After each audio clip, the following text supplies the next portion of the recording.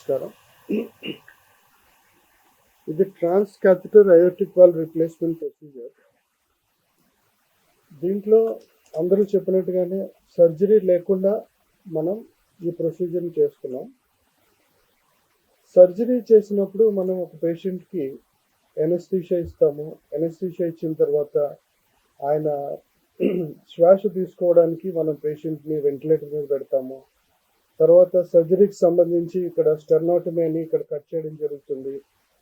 Surgery అయిపోయిన తర్వాత పేషెంట్ని ఐసీయూలో పెట్టడము, తర్వాత స్లోగా వెంటిలేటర్ తీయడము, ఇవన్నీ జరుగుతాయి. కానీ మనం టేవర్ ప్రొసీజర్ చేసేది హై రిస్క్ పేషెంట్స్లో, అంటే వాళ్ళకి ఏజ్ ఎక్కువ ఉంది, అదర్ ఇష్యూస్ ఉన్నాయి, సర్జరీకి సూటబుల్ కాదు. కాబట్టి వాళ్ళకి మ్యాక్సిమం ఎనస్థీషియా, ఈ ఇంట్యుబేషన్, వెంటిలేషన్ అవన్నీ కూడా అవాయిడ్ చేయాలి. సో దీంట్లో ఎనస్థెటిస్ట్ పాత్ర అనేది చాలా ఇంపార్టెంట్.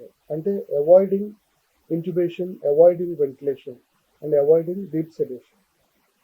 సో కాన్షియస్ సెడేషన్ అంటారు, అంటే మనిషికి నొప్పి తెలియకుండా చేయడము, అట్ ద సేమ్ టైం ఆయన స్పృహలో ఉంటారు.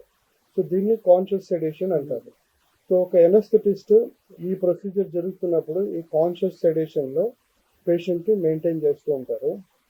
అదేవిధంగా పేషెంట్ బ్లడ్ ప్రెషర్ మానిటర్ చేయడము, బ్లడ్ ప్రెషర్ మెయింటైన్ చేయడము, అవసరమైతే ఎయిర్వే సపోర్ట్ ఇవ్వడము, ఇవన్నీ కూడా ఈ ప్రొసీజర్ జరిగినప్పుడు ఎనస్థెటిస్ట్ చేసే పనులు అనమాట.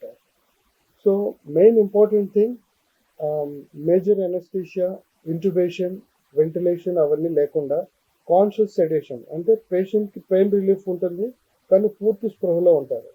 సో దీన్ని కాన్షియస్ సెడేషన్లో మనం ఈ ప్రొసీజర్ చేస్తున్నాము. ఇప్పటి వరకు 10 ప్రొసీజర్స్ 100% సక్సెస్తో, ఓన్లీ మినిమల్ ఇష్యూస్తోనే మనం చేయగలిగాం. Thank you.